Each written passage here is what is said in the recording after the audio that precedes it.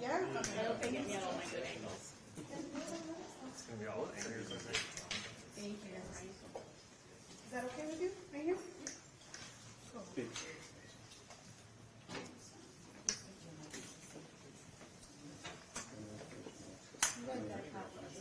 I did.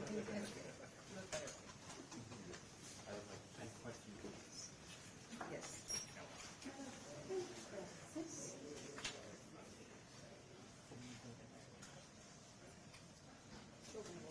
No, you're fine. Thank you so much.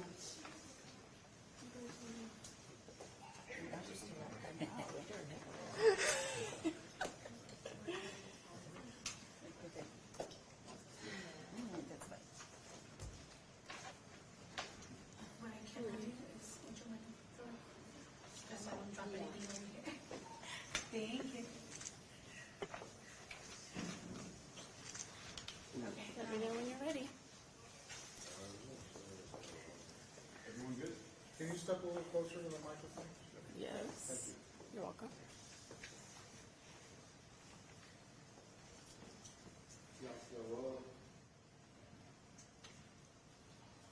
Everyone's good? yes. Okay, perfect.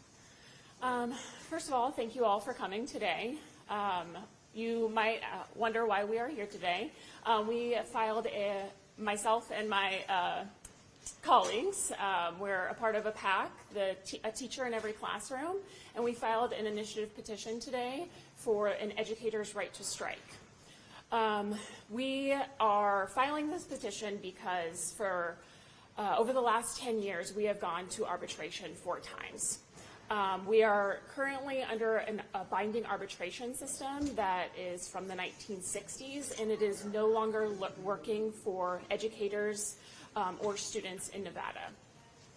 Sorry, I'm a little nervous.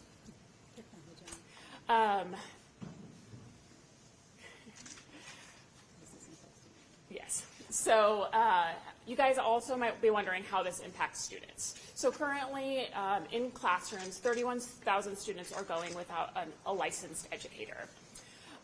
Now, with a binding arbitration, that process takes anywhere from 8 to 18 months.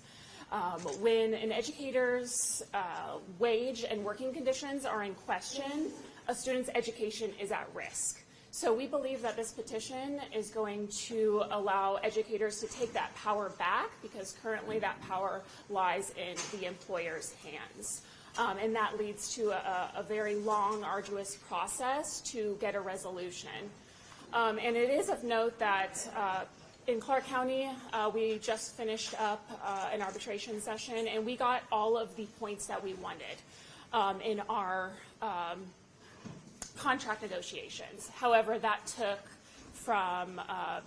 about 7 months to get that resolution. So we are looking for a speedier process. Now we will gather our signatures, and this will hopefully go to voters. But we are open for conversations within the next legislative session, 2025 session. So we are open to other resolutions.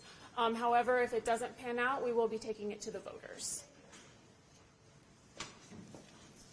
Thank you, everyone. My name is Marie Nices, and I have the honor of being the president of CCEA. And like my colleague said, at the core of this issue is our students without an educator.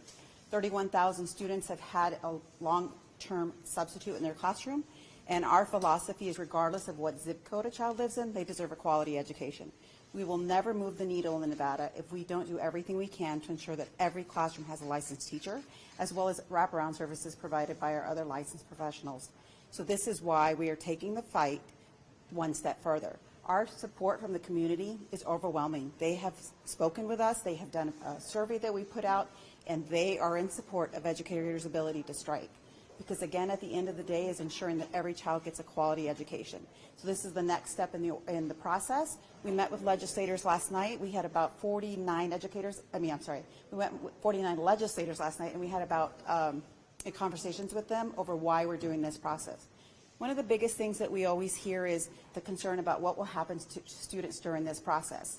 Well, if you look across the country where we've had other large urban school districts go on strike, like we'll use LA Unified, for instance, it took 3 days and then they settled the contract. Ours, the process began in March, and by December, over 400 educators had left CCSD. Every week as the president, when I'm meeting with educators, they tell me about what their struggles are and that they don't plan on staying in CCSD. We're very hopeful now that this new contract is in place, that we'll be able to recruit and retain our educators. But in the meantime, we need a fix because our binding arbitration does not work. We can't expect educators to stand by for months on end and having the unknown, as well as our students are negatively impacted by that. So the first concern that we always have is for our students and what will happen to them if we should ever have to go on strike. Well, of course that's important to us because we know that there are children in crisis. We know there are children who might be in a home that has food insecurities. We also know that we had special education population with special needs, and we want to make sure that there's a system in place that will ensure that they have those services as well if we should happen to go on strike.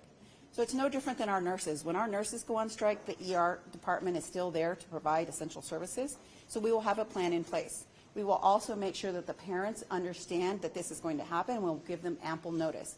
But again, we're looking for resolutions. This isn't a quick fix to say, oh, we're immediately going to call for a strike. We don't want to do that. We want to be able to change this process because clearly binding arbitration does not work, and having our educators as well as our students and community wait months on end for things to be settled is not acceptable. Our teachers want to focus on what they do best, and that's educating students. So thank you.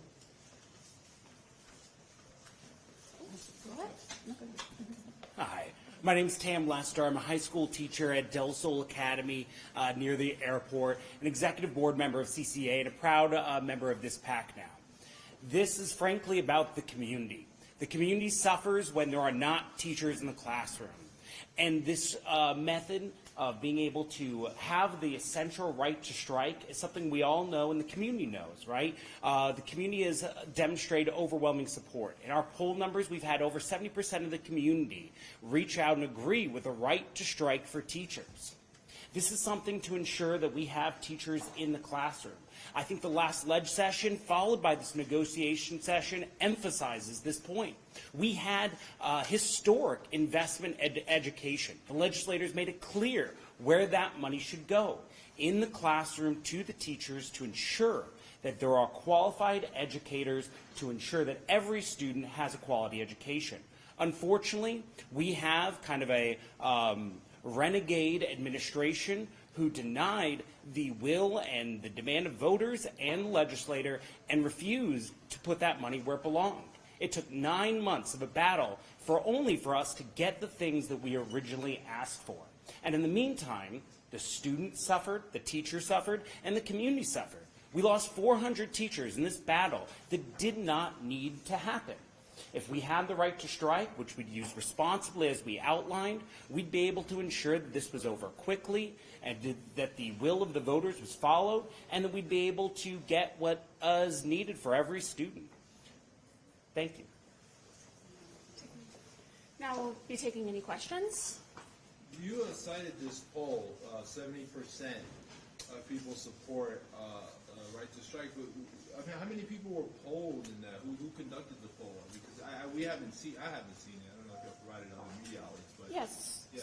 So we polled the entire state of Nevada and likely voters, and they overwhelmingly, like my colleague said, 70% of them support specifically the educators' right to strike.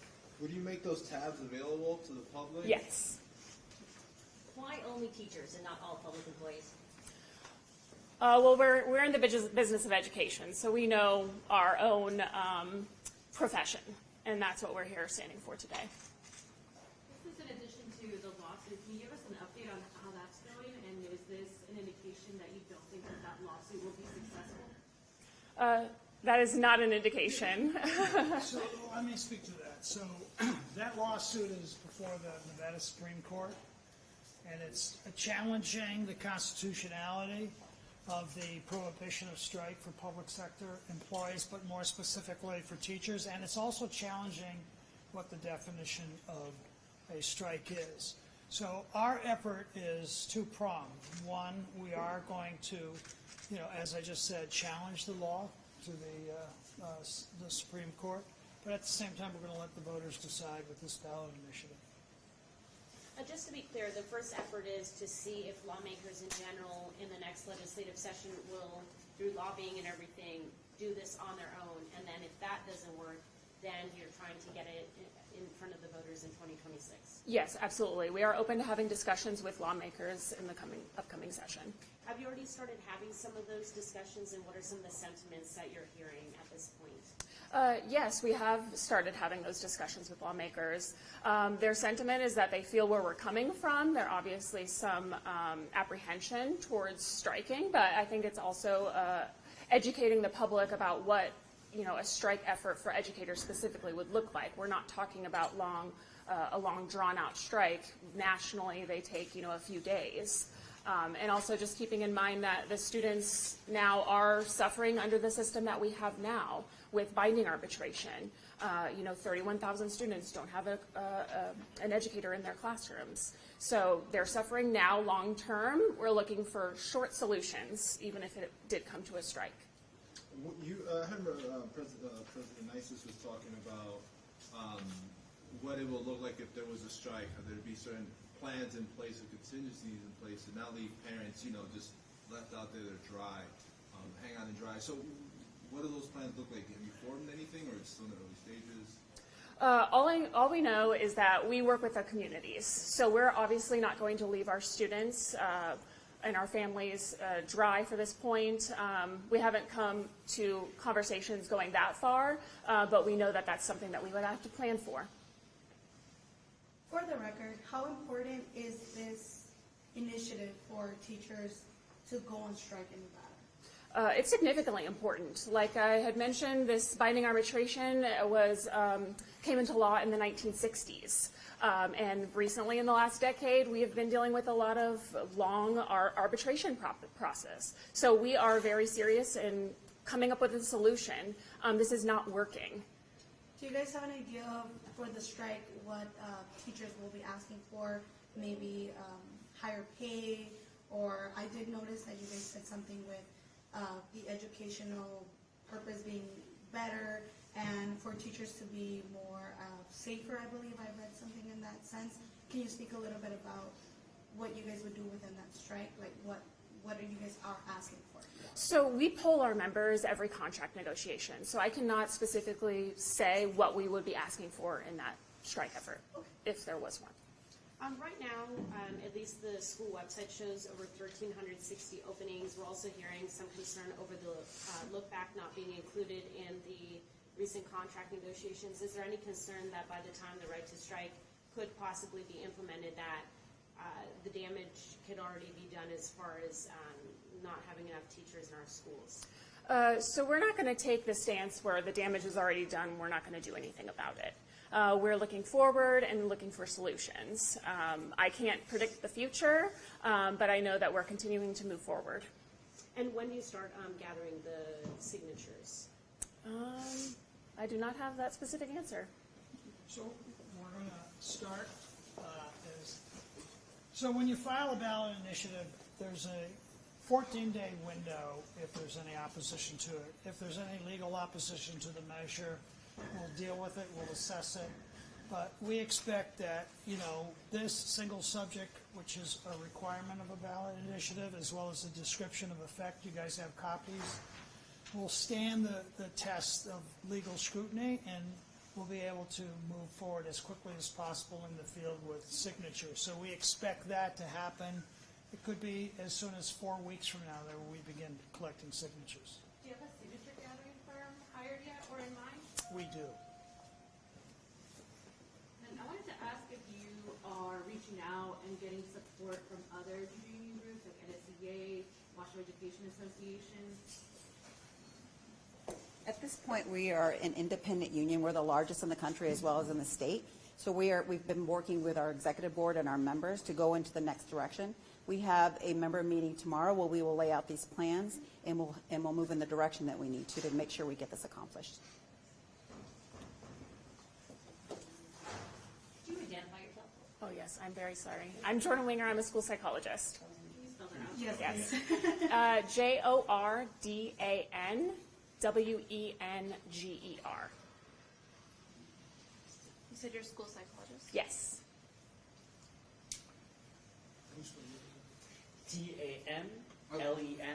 TAMLESTER. Yeah, of course. I thought I'd be loud enough. TAMLESTER. I'm a high school teacher at Del Sol. TAMLSTER? Correct. Okay, unless there's any other questions, that is it. And that was filed just literally Yes. minutes before? Yes. It's been filed.